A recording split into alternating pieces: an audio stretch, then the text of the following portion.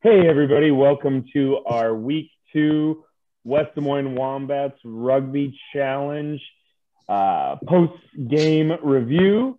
Welcome in, everybody. How's everybody doing tonight? Better than last night. Pretty good. Yeah, I'm still recovering a little bit. I'm rested. I wonder why, Nico. Phil and Nico don't get a talk right now. How was the aftermath for everybody else today? My butthole burned. Dude, I'm so glad I got a bidet for Christmas because that was a game changer today.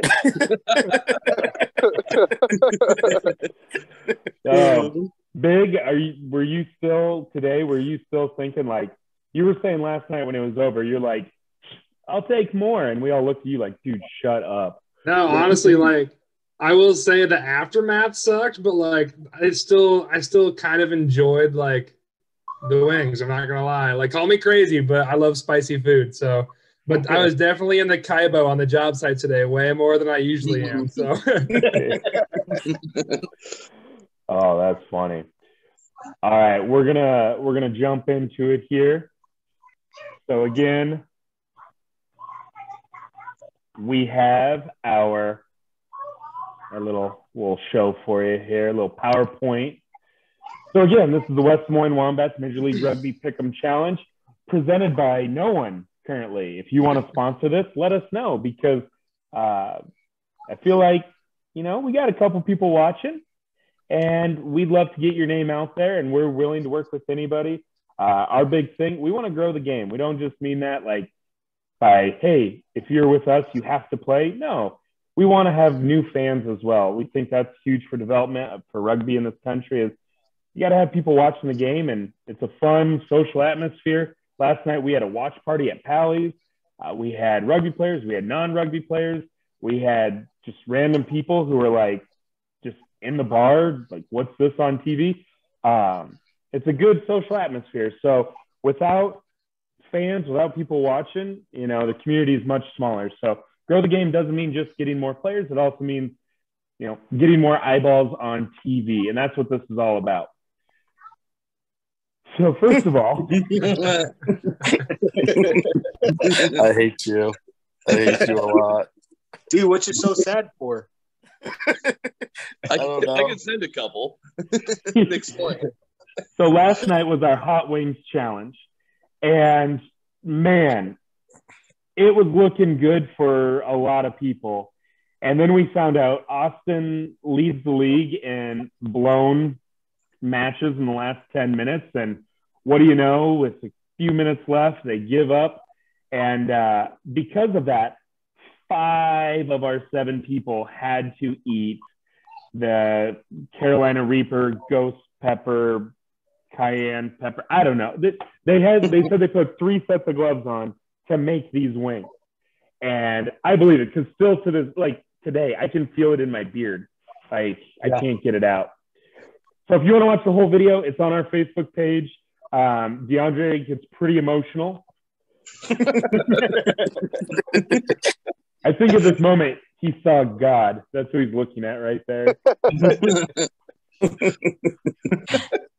Or hell. So yeah, Phil, what'd you think of the watch party last night? What'd you think? Oh, it was great.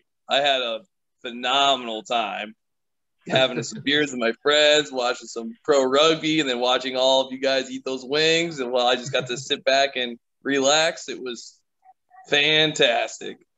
I don't know why we have you on here. I can't wait till you have to bleach blonde your hair. Oh my God. Oh no, I shaved your mustache. No, I want to see Phil with no beard. That's going to be amazing. If that lands on me somehow, I know somebody sabotaged this whole thing. Well, it's gonna land on it. Accidentally puts the wrong picks for you down. It's gonna land on it eventually, and obviously, a lot of us have no idea what we're doing. So, And then Justin, you had you coached the Des Moines women's rugby team. A few of them came out, so appreciate the women's team coming out. Yeah, we had a Um, good time. yeah, it's always good to support our other clubs there as well. So thanks for bringing them out. And hopefully the next time we have a watch party, we get some more people. There won't be a watch party this week because of Easter. And then we'll be back on it the weekend following. So let's go ahead. Let's move on in here. We have two winners. They tied. They both went 4-2. Nico and Phil. Nico, what do you have to say about your performance this week? Big turnaround from last week. Going to keep hoping we're going in the right direction. Well said. Studying goes a long way. Phil, I don't want to hear from you anymore. So again, Marcus was our, for lack of better words, our big loser. And then the rest of us were just average losers. One win. How do you feel about that? Well, I'm only going to go up from here. So made a couple mistakes in my picks. I still feel okay. I don't think – 1 week's not going to kill me, so I'm feeling fine. Right. We have 16 more after this. And, if you go on Instagram, there's a hashtag movement right now, hashtag Believe in Benson, led by Jeremy Newman. Yep. I appreciate it, Chief. If you want to get on the train, Believe in Benson. They're going to bounce back this next week. Chief believes. So, yeah, when we move forward and we look at the overall standings, somehow, I know we're only 2 weeks into this, but somehow Phil is in first place. And then, even though Marcus has the worst record right now, and it's all close. It's all by a couple matches. DeAndre owes the most in the pot, not being a part of any winnings last week or this week. And overall, we are 31, 39, and then 7 draws because of that tie in week 1. So it's okay. I think we're learning a lot. I think it's going to get better for all of us because we've got a little inside source now, a scoop, if you will. And also, I think some teams showed their real colors. So let's dive into the recaps here. Whoops, too far. Marcus, talk to us about New York and NOLA. You were big on New York. What happened? Yeah, I'm still big on New York. I think they've got a lot of potential. I was surprised how many mistakes they still made this week.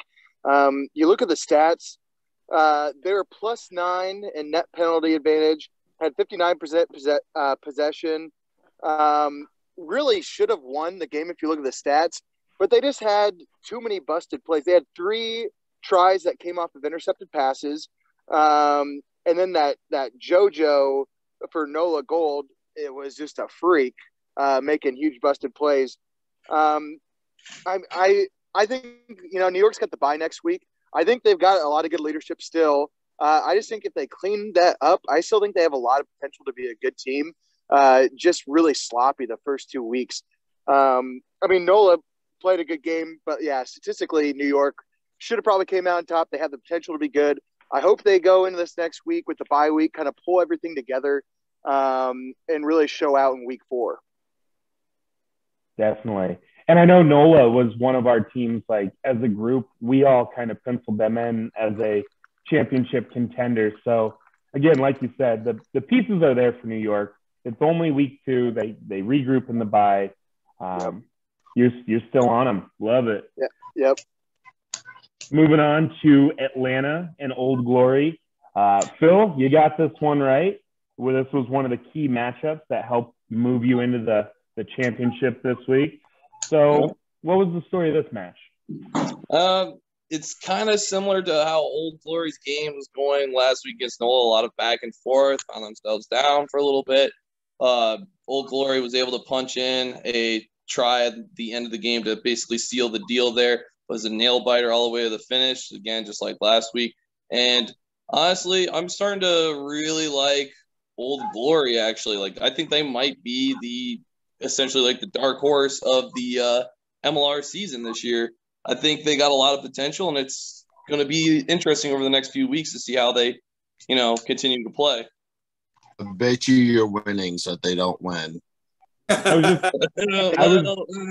still like Giltinis for the overall, but I was I just bet gonna you- say, do you think we just had another kiss of death by Phil? Old Glory I might think- lose their next 6 matches because of this right here.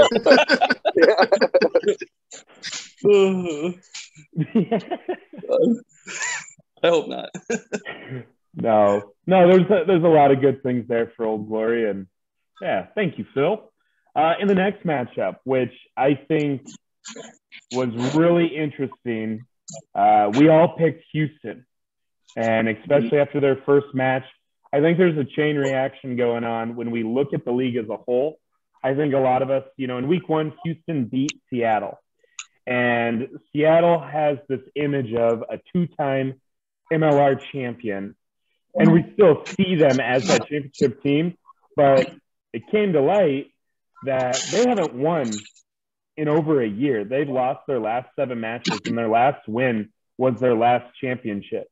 And so, No, they got a win last year.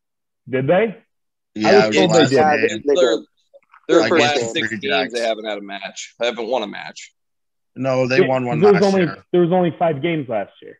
They won one Yeah, that last was year. including the seasons. Okay. We'll look it up. My source may be wrong. You can talk to him tomorrow night about it.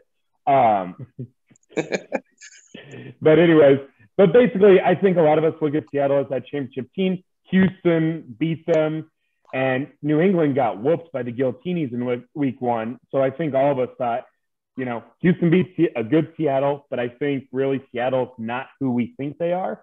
And the Giltinis are amazing. So even though the Free Jacks came out and, we thought they were no good because they got beat by an expansion team, that's not the case. And the Free Jacks, they came out and, it was 5-0 at halftime for the Free Jacks. And then they go off and end up beating Houston by over 30 points.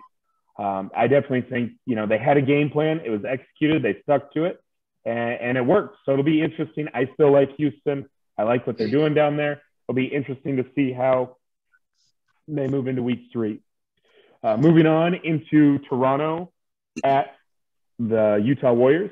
Nico, what do you have? Yeah, both teams have they're both big physical styles of play. And you kind of knew coming when the contact at the at the point of contact at the line was kind of going to go in favor of that team. Started off more of a kicking battle, and as the game wore on, you saw mistakes by Toronto start piling up, and Utah really took advantage of those. In the first half, and the score was 20-3, and that was because Utah scored a driving maul. So they're all the way. They're playing in their side of the field most of the game, and then second half, there's more missed opportunities by Toronto. They had a kick that they missed, and then Utah just kept capitalizing. Debutant Cliven Lubser, who was Namibian, he broke line and found Malolo for his second try. He's their hooker. And then later in the game, the Arrows scored 2 tries starting to come back. And they scored those in within 3 minutes. So we know that they still have that offensive power. But then my guy, Mikey Teo, he went in and scored a try, like I said. He would probably do. And Here we go again.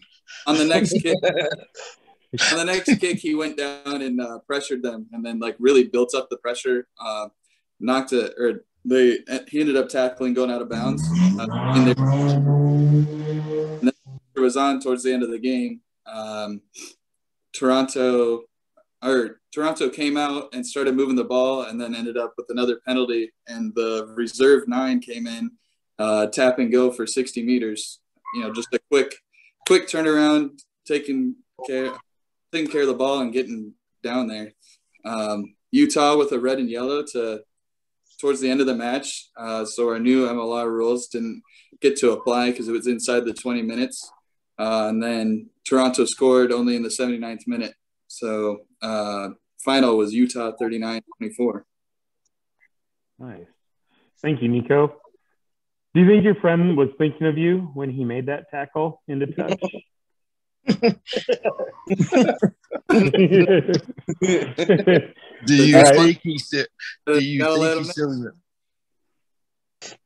Do you think he still remembers you? Of course. Call him on your cell phone right now. Yeah, prove it. Prove it. Prove it. I'm saying you won't. He's using the landline. He's on the internet. You can't get a hold of him. All right, moving on to my least favorite match of the week. This match Loved made me it. angry. Hate it. Hate everything about it. You can't smile while you talk about this. DeAndre, talk to us about this match. San Diego at Austin. Our boy, Chris Aguero, homeboy, he was in the crowd. He was on TV. That was the Man, only you good took part that about the from game. me. Oh, That was shoot, in my pregame talk. Sorry. Spoiler alert. But anyways, Go ahead, Austin came DeAndre. You out. can go. Austin came out hot, they was up 11-0, if I remember right. And I was kind of thinking San Diego was going to shit the bed again on us. And then second half they came out a lot better. They made a lot of good runs. They had a really good breakaway run that set up for a try with like a pick and go within the 70-minute mark. And then, Austin had the ball down at inside their 5, and they had a penalty, which, you would think they would take a penalty kick to tie the game up, but they went for a line out and ended up knocking it in like a maybe 20 face they had, and then they knocked it, and then the game just went away from them. And it was bittersweet because a couple boys got to join me in the hot wing challenge that wasn't supposed to be there. Yeah, man, that ending, especially because of what we had writing on it, like that was insane. There was so many phases to end the game, and then they just, oh my gosh, it was a good game. It was exciting, but my thing is, why not take the points? A tie is better than a loss at that point. Yeah, they just thought they could do it. They thought, but it's weird because there was such a low-scoring game. They weren't breaking through, but they thought they could do it. And there was a card. Didn't someone get sent off in the last couple of minutes? For San Diego. Yeah. Right. So playing down a man. Yeah, so maybe that's why they did it, but that was insane too because it looked like such a simple knock on, like you would see playing touch. Like they just looked gassed because, yeah, like you said, it was like what, 20th, 30th phase. They just over and over could not break that line. But the best part of the whole game though was homeboy, seeing him twice. Oh, yeah. That was nuts.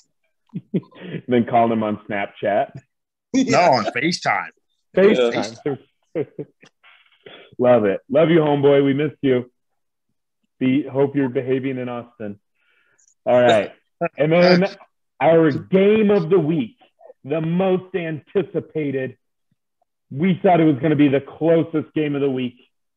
Seattle and Los Angeles. Justin, how did this match fare? Oh, well, the Giltinis are quickly becoming my favorite team. I think they're probably going to win the championship. They just dominate at the breakdown. Every ruck, every set piece, they're just winning the ball, winning the ball when it's not their line out, winning the ball when it's not their scrum. They're quick. They're getting the ball out quick. They're getting the ball to the wing quick. They're just dominating everybody they play. Somebody's gonna have to slow down their pace if they hope to keep up. I got two things with that, Justin. Number one, Nico, do you know one of the Giltinis' wings? You? And then number two, Come on, he's gonna name drop. We are just the most like what's the word I'm looking for? Like, man, you give us an inch in like week one, all of us are diehard Nola Gold fans. Week Yep. 2, we're all Houston SaberCats fan. Week 3, I ordered my LA Guiltinis gear today. Like, if LA loses one match, all of us are going to be like, who am I supposed to root for? I'm still on the NOLA train. Yeah. I think it'll be the Guiltinis and NOLA. I Yeah. like that matchup. Oh, I think New York still's got it in them. This is ride or die. Maybe that's also why I'm in the bottom of the picks too. And then Big, as our guest, overall, how was your experience being a guest this week? It was a blast. I tell you what, I was feeling good, rooting for the underdogs, the Seawolves in that game. We were showing each other a little bit of love on social media. They were loving that we were talking them up, and I was holding out some hope. But man, I tell you what, I don't know. I think I learned my lesson on that one. Sorry, Seawolves. I don't think I'm going to be a diehard fan anytime soon. They did. Every time we put something out there with you talking about them, they were like and comment, and they were loving it. And I was fun. holding on to some hope because they were starting to put some points up on the board, but there just wasn't enough time left in the game for a comeback. So I think, like you guys were saying, the Guiltinis are just really looking fundamentally really strong. So they dominated out there. Oh yeah. And then will you be back for more watch parties? I will definitely be back for more watch parties. That was a blast. It was a good time getting to just hang out, little team bonding, watching some rugby, and just overall a really fun night. The wings, I don't know. That was maybe we won't do that next time. That would be preferred. But No, it was awesome having you on this week, man, and glad you enjoyed it. And we'll definitely see you at more watch parties. That's for sure. And maybe when we get to the playoffs, maybe what we'll do is we'll bring back on a bunch of our guests, and we'll do like a mega kind of pick thing, and we'll have you back on, especially because you did your homework. You're always welcome back on because you actually studied up, probably more than some of us on here. Yep. So moving on here, as we're wrapping up. So again, this is our recap of week 2. Tomorrow will be our preview for week 3. So today is Tuesday, which means tomorrow is Wednesday. And our guest for week 3, it's pretty exciting. We met them at our watch party last night. Phil, do you want to talk about it? I feel like you were the first person to reach out and talk to this fella. Who's our guest? Well, his name's John Cullen. He was a former MLR rugby player for the Utah Warriors and a former USA Eagle, and he knows our boy Paul Emmerich, and he's pretty knowledgeable guy in MLR. He's got the inside scoop, like Mr. Gray said. Super cool guy. We're really excited to have him on. It's gonna be fun. Yeah, it's gonna be a lot of fun. It's just so crazy because we got all the Wombats. We're freaking out. It's our first watch party. We can't figure out how to put the games on the TV. Rugby Network, you guys are awesome. We love you. But, man, we got to get that app on the TV because we're trying to stream it from our phone. We're plugging laptops in. We look like a bunch of, as he said, jabronis, like freaking out. So we're sitting here and we're watching the games, and then we kind of look behind us and we're like, hey, that girl's wearing a Utah Warriors jersey. That's pretty crazy. And we look like, man, that guy, he's really tall. He's built. You think he plays rugby? Man, we're dumb.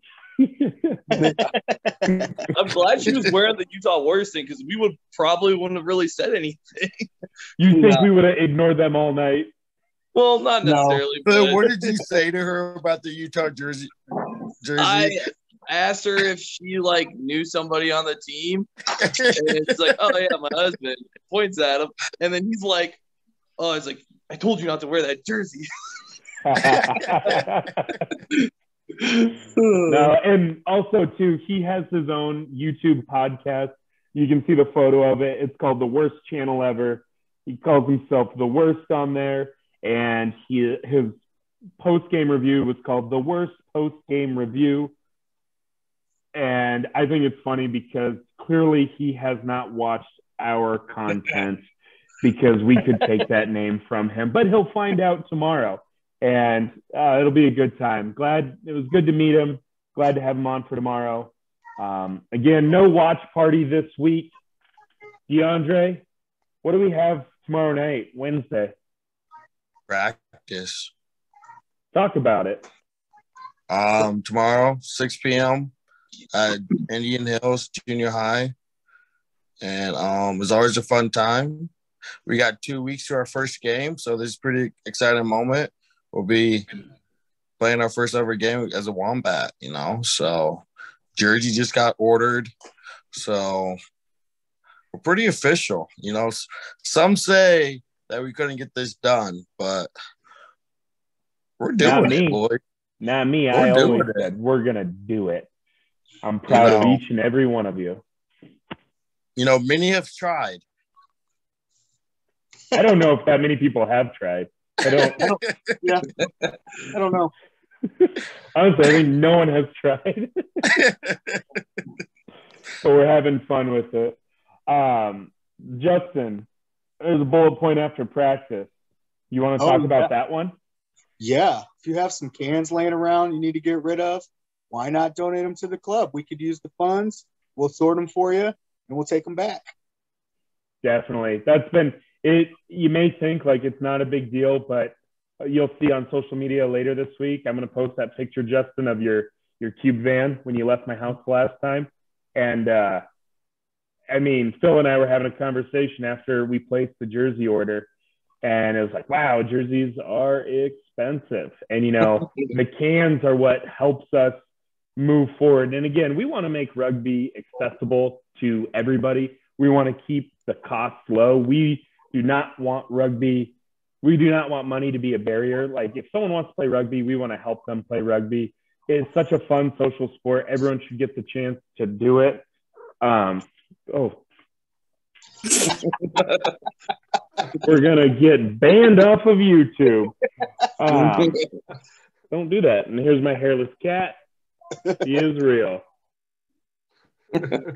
Totally ruined everything. But again, we'll take the cans. It helps us out. And also, recycling. It doesn't take much your hands. All people just throw them away. We'll do it. But yeah, that's pretty much all I got. Nico, what's pressing in your life right now? What's on your mind? Yeah, I just can't wait to see everybody at practice. Should be a good time. It will be. We got to get down to gritties this week. Oh yeah, Marcus, you said you're out fishing right now. That's why we don't see your face right now. Yep. Do you have any last thoughts before we close out? Anything you want to talk about with the team or anything you're thinking? No, I think I'm just excited for practice again this week. I mean, had a really good turnout last week, and as we get closer to game week, I'm just getting really fired up. You know. All right, Big. Final thoughts. Take us home. Final thoughts, man. I'm like everyone said, I'm stoked for practice. Let's keep growing the game. Numbers have been looking awesome so far for the first couple, and we're only going to get better weather from here on out. So I can imagine it's just going to look even better. So if you even had a single thought about trying this out, get there and let's start learning some rugby. So yeah, and the thing is too, we got guys on the team who they come to practice to play touch, to run around, to get a little cardio in, hang out with the guys, and they tell us at the end of practice, like, I don't want to play in a match. I just want to be a part of the community. I want to get a run in. I'm not looking to compete. I just want to play some touch. I don't, you know, and that's cool. Everybody has a spot with our club, whether it's you want to be they still do the rugby world COVID. We don't let them practice without doing that. 100%. Thank you, COVID officer DeAndre. Yes, we do temperature checks for everybody, symptom tracker, everything. Because, I mean, if you're participating in practice, you're interacting, you're on the team. But if you don't want to play in a match and you just want to go, and you still sip too, you still have to sip and register. But yeah, we got guys who have all sorts of different roles. We're just all about growing the game. Stop one stop. We need something to say too that's like and we're out. But Big, come up with a catchphrase, quick. A catchphrase.